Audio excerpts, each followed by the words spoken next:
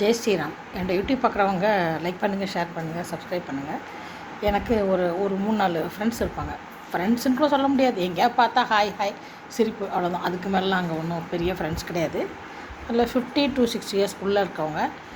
Almost எல்லாம் 3-4 பேருக்குமே பேரம்பேத்திலாம் எடுத்து அவங்க ரெஸ்பான்சிபிலிட்டாக முடிஞ்சு போனவங்க தான். ஹஸ்பண்டு செத்து போயிட்டு அவங்க விடோவாக இருக்காங்க. விடோன்ற வார்த்தை யூஸ் பண்ணுறதுக்கு எனக்கு கஷ்டமாக தான் இருக்குது. பட்டு இந்த விஷயத்த சொல்கிறதுக்கு போது தப்பாது.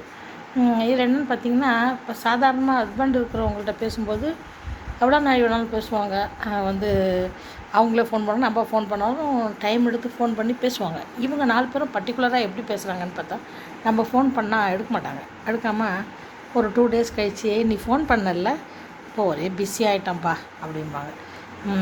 அது எனக்கு அதில் இவங்களுக்கு என்ன இன்ஃபீரியாரிட்டி காம்ப்ளெக்ஸா, ஏன் இது மாதிரி பேசுகிறாங்கன்னு எனக்கு புரியல. ஏன்னா நம்ம பிஸியாக இருக்க மாதிரி காட்டிக்கிறதுக்கான அவசியமே இல்லை. ஏன்னா பிஸி இல்லை அவங்கெல்லாம். ஏன்னா ஹஸ்பண்டுங்கிறவர் இல்லை, பொண்ணு பிள்ளைங்களாம் கல்யாணம் பண்ணி அவங்க ரெஸ்பான்சிபிலிட்டிலாம் முடிஞ்சு அவங்க சமையலோ அவங்க ஃபேமிலியோ அவங்க பார்த்துட்ருக்காங்க. இவங்க பிள்ளை கூட இருந்தால் கூட இவங்களுக்கு பெரிய ரெஸ்பான்சிபிலிட்டி ஒன்றும் இல்லை. எல்லாம் மருமகளுங்களாம் ஹவுஸ் ஒய்ஃப் தான்.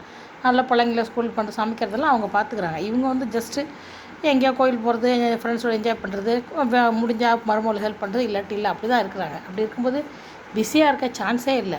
பட் இந்த வேர்டு எதுக்கு யூஸ் பண்ணுறாங்கன்னு எனக்கு புரியல. நான் நினைக்கிறேன், ஒருவேளை நம்ம காலியாக இருக்க மாதிரி இவங்கள்ட்ட காட்டிக்கூடாதுன்னு நினைக்கிறாங்களோ அப்படின்னு ஒரு நினப்பு எனக்கு. ஏன்னா நான் இந்த விடோ சுமங்கலி இந்த வித்தியாசத்தெல்லாம் என்றைக்குமே பார்த்தது கிடையாது. ஏன்னா ரீசெண்டாக நான் அம்பாளுக்கு புடவை சாத்தின புடவை ஒரு லேடி என் வயசு இருக்கும் அவங்களுக்கு சின்ன வயசாக இருக்கும்போது 3 குழந்தைங்க பிறந்தோன்னே அவங்க வீட்டுக்காருக்கும் இவங்களுக்கும் ஏதோ சண்டை அவர் சூசைடே பண்ணிக்கிட்டாராம். அப்பா சின்ன வயசுலேயே அந்த அம்மா தனியாக அந்த பசங்களை வளர்த்து படிக்க வச்சு கல்யாணம் பண்ணி கொடுத்து எல்லாம் முடிச்சுட்டு, அந்த புடவை நான் சாத்தின புடவை பார்த்துட்டு நல்லாயிருக்கு, நீ எடுத்துக்க, திருப்பி நம்ம கோயிலில் கேட்டு வாங்கிக்கணுன்னா அதுக்கு ஒரு அமௌண்ட் சொல்லுவாங்க, அதை கொடுத்துட்டு நம்ம திருப்பி வாங்கிக்கணும் அந்த புடவை. நான் சொன்னேன், அப்படி இல்லைங்க, ஏதோ அம்பாளுக்கு சாத்தின புடவை, கட்டின புடவை யாராவது கட்டிக்கிட்டோம், யாருக்காவது அவங்க கொடுப்பாங்க இல்லையா, அவங்க கட்டிக்கிட்டோன்னு சொன்னால், இல்லை எனக்கு வேணும், வாங்கி கொடுக்குறியான்னு கேட்டாங்க. சரி, நான் அதுக்கு என்ன, நான் வாங்கி தரேன் அப்படின்னு சொன்னேன். அவங்க கோயிலில் வாங்கிக்கிறீங்களான்னு கேட்டதுக்கு அவங்க அதை விரும்பலை.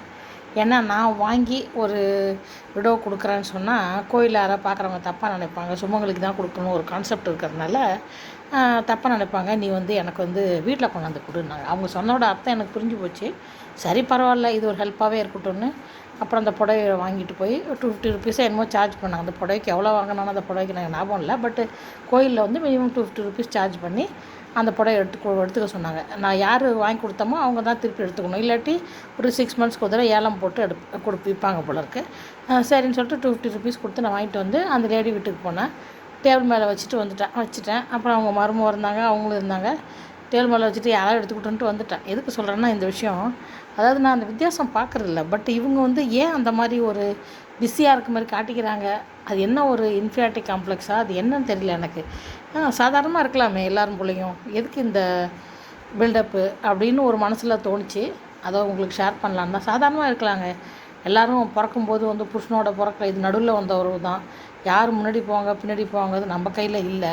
அது நடுவில் வந்த உறவு, யார் வேணால் முன்னாடி போகலாம், யார் வேணால் பின்னாடி போகலாம். அதில் பெரிய ஒன்றும் யோசிக்கிறதுக்கு ஒன்றுமே இல்லை. அப்படிங்கும்போது இவங்க பண்ணுற பில்டப்பு தான் எனக்கு பிடிக்க மாட்டேங்குது.